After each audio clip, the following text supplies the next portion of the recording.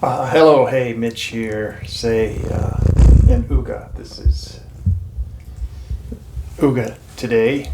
Um, she is. She's very excited to be here. We're going to do a meditation today, and we're going to do a body-based meditation. So why don't you go ahead, sit down, get comfortable. Find a place where you can sit comfortably with your spine straight, a chair with the back against the wall, and if you can sit on the floor with your back straight, that's great too. So, without support. Anyway, just listen. Start with your basic breath, which is, as I say in most videos, just in and out through the nose only, and make your exhale longer than your inhale. Other things are tongue to the roof of the mouth, and you can bring awareness to the diaphragm. So just go ahead and come into that space of just breathing, and you'll notice that when you bring attention to the diaphragm, something happens. And what is this? This is your ability to focus. Doesn't always just live attached to thoughts. Your ability to focus can move around. And so maybe this focus is the true you, and this focus has come into the diaphragm or the solar plexus area.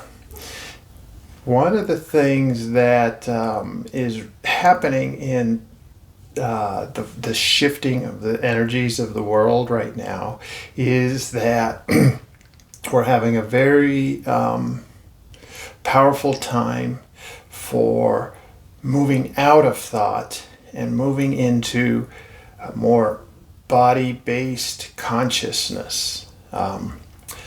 I've talked in previous videos about how the earth herself is the living being, the consciousness upon which we are contributors.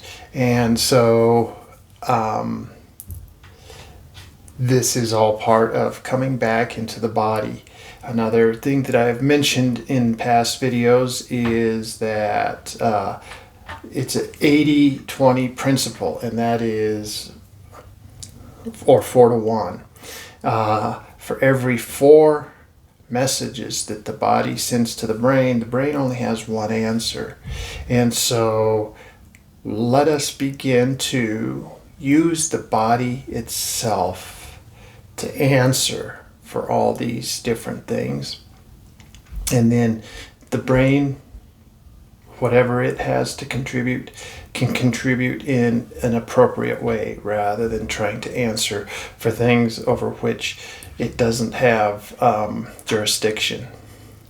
So I've also spoken quite a bit about the sympathetic and the parasympathetic and the polyvagal system.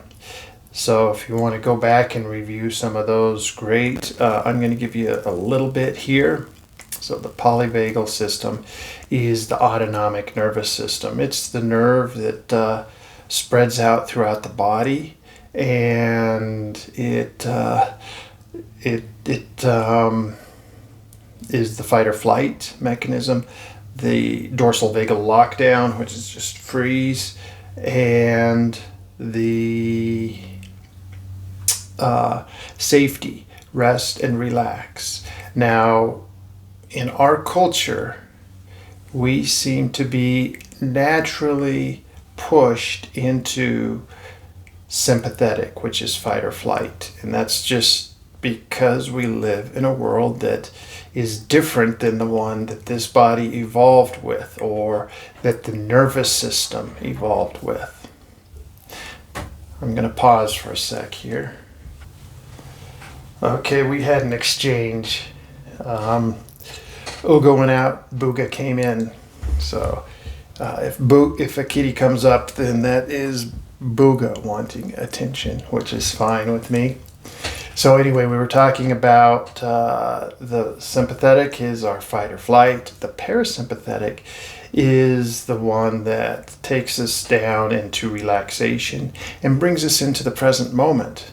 Fight or flight is looking around to make sure that there's nothing out there, which can also be in the past or the future in human beings.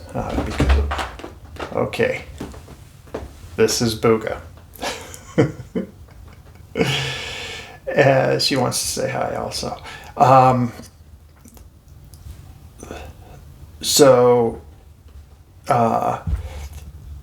Animals are far more able to stay present moment. Human beings have this thinker. It goes into the future, into the past, into all kinds of what ifs, and it brings in scenarios that don't pertain to me in the present, such as what's going on overseas, if there's a conflict or something, or politically, if something's going on in Washington and I'm 4,000 miles away or 2,000 miles away across the country. What is the immediate effect on me? And the immediate effect may not really be anything, whereas our mind is able to project and create, and that's the specialty of the mind, is creating, but we misuse it a little bit. So anyway, for today's purposes, we are going to come into the diaphragm area with our focus, with our attention, and that's where we are. Excuse my finger, I had a little accident on my bicycle. Maybe I have too many bike accidents. Old guy riding like I'm still a teenager on my mountain bike. Anyway, if we can learn to come into the body and learn to tap into our parasympathetic and get that turned on, activated, and turn down our sympathetic response, what happens is that we live more in the present, because we move out of the amygdala, which is that part of the brain that's always looking for something to be aware of, to know whether we need to fight or fly or play dead. We move up, when we become more parasympathetic, we move up into the forebrain and the hippocampus, where we generate the peaceful chemicals. The amygdala has the cortisol, the adrenaline, and the dopamine, which is kind of that addictive chemical. And so many people live in the down here in the amygdala, in the rat brain, in that reptilian reactionary place. And simply by breathing this basic breath that we covered in the opening, we bring our body back to the start point of parasympathetic, which is safety. By bringing attention to the diaphragm, we're breathing deeper, which is one of the main tenets of staying within the parasympathetic. Okay, we've been out of balance. Say this is the sympathetic and this is the parasympathetic. It's been like this for probably your whole life. And so when I talk about mindfulness, it's about bringing awareness back into the body and bringing the parasympathetic back into balance. For a while, we may really push the parasympathetic, the safety, in order to rebalance, because the parasympathetic needs to be tonified and built back up, whereas the sympathetic system. I do this because the sympathetic is that curtain that goes down the back. It activates the extremities. The parasympathetic, the safety, comes down the front, and it activates the core, the organs, the digestion, the heart rate. Well, you get some heart rate from the sympathetic as well, but the heart rate, as monitored by the parasympathetic, is far more relaxed.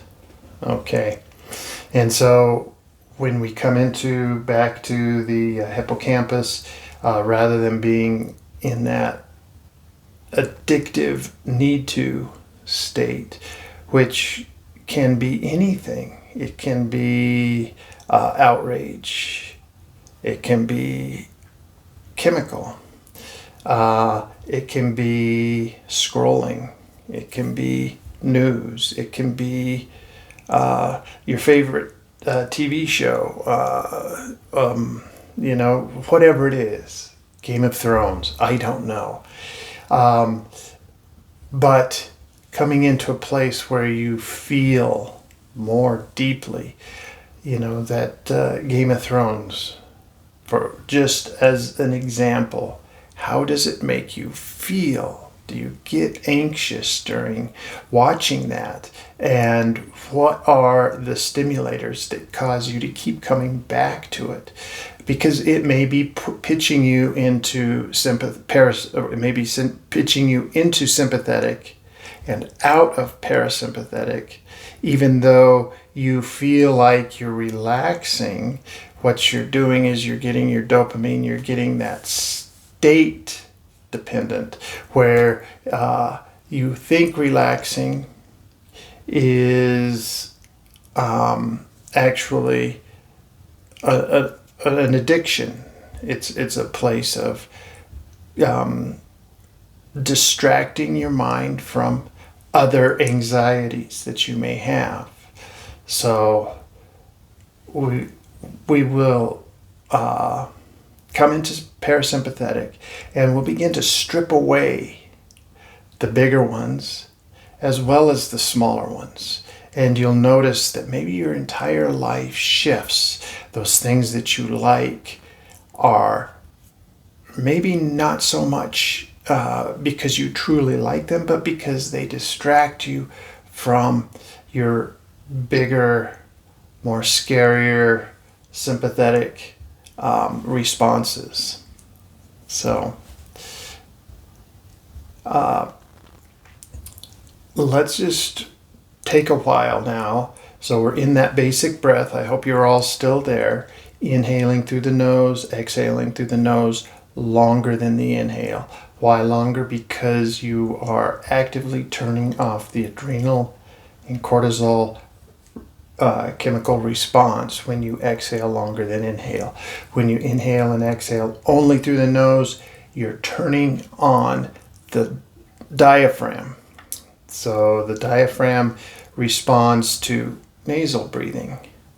So a lot of, you may have had meditation teachers in the past who have taught you to breathe in through the nose, out through the mouth. And I'm not going to do that here because I understand where that breath came from.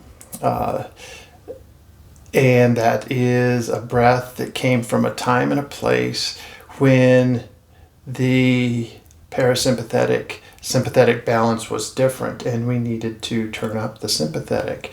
Right now we need to turn down the sympathetic and turn up the parasympathetic. So we're going to keep our breath only through the nose, keep the mouth closed, tongue to the roof of the mouth. We're going to stimulate as many parasympathetic or safety switches, is what I call them, as we possibly can. The more you come into the body, the more the body's inherent intelligence comes forth. And this is where true mindfulness comes in, is your body's intelligence is far deeper than you've ever given credit to it. given it credit for. Your body itself houses a tremendous amount of understanding for who you really are.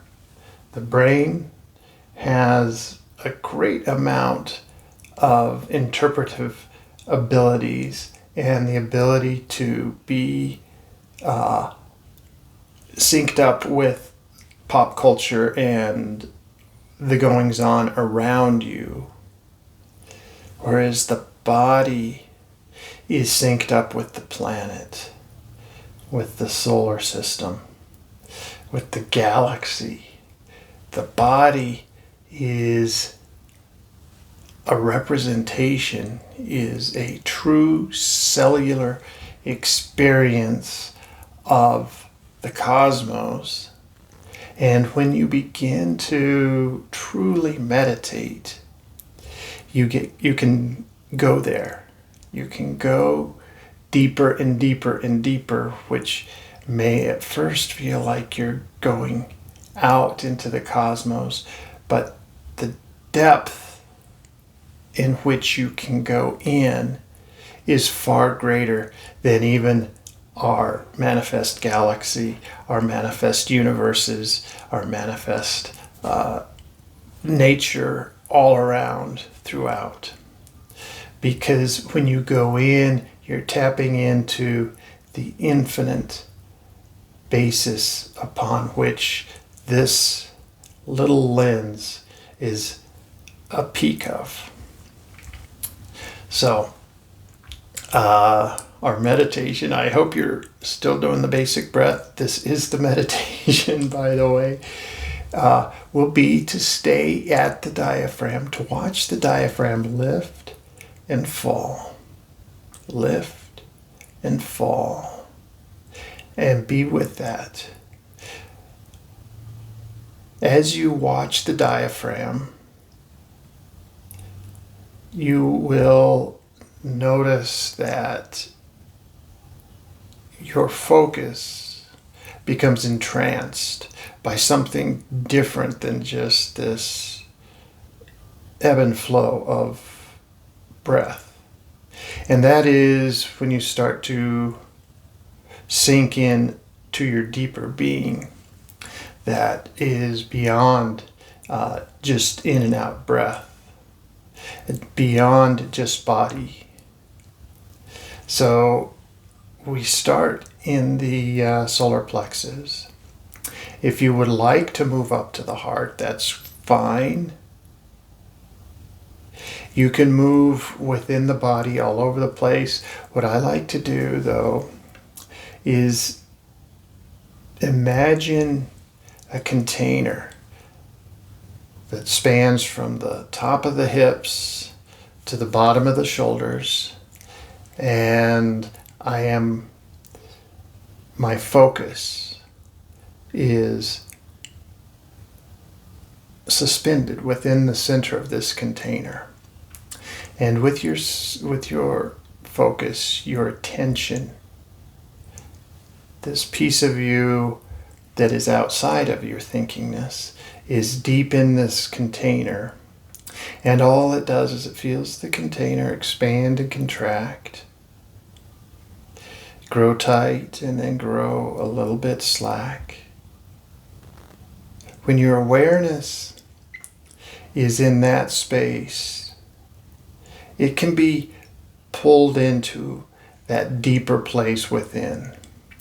And if you're drawn to move in other places in your body, you're in the container. You can move up and down within the different centers, within the different chakra centers. But the important part is to keep your attention, your focus within, and begin to, if you're not already there, identifying with the focus, with the one that is focused, with the focuser. And I've spoken in the past about the observer and the observed, the seer and the seen, the witnesser and the witnessed. The witnesser is your ability to focus. The observer is your ability to focus. The seer is all that. And so even when the ancients, they used the term I am.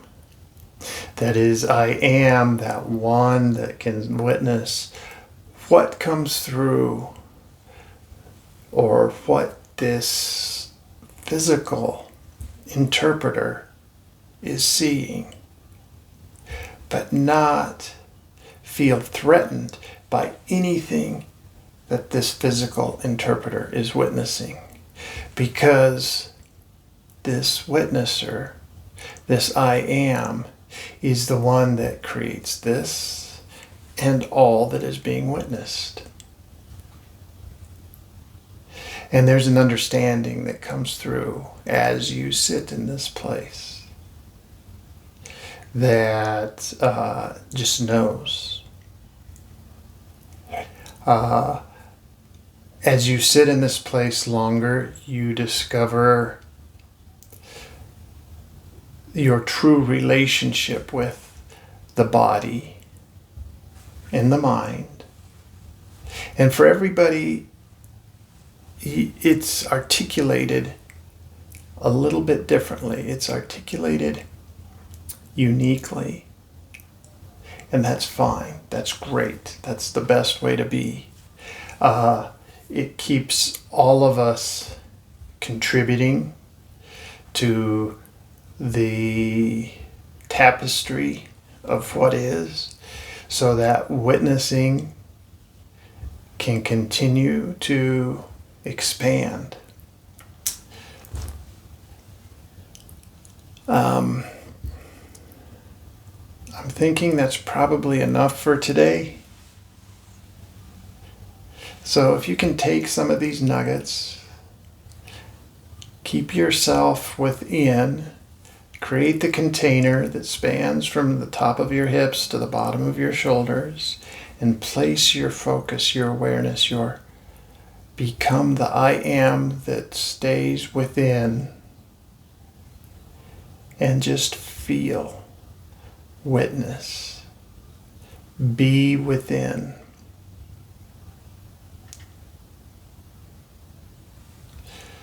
So that's what I have for you today. I hope you enjoyed it. Hope you enjoyed the cameos by Ooga and Booga. Booga's crashed over on the kitty bed now. So, and I don't know where Ooga went. Wonderful to be here with you all today. Hey, comment, like, subscribe. Tell me if there's anything you want to hear about or talk about in the comments, and I look forward to it. Thank you so much. Bye-bye.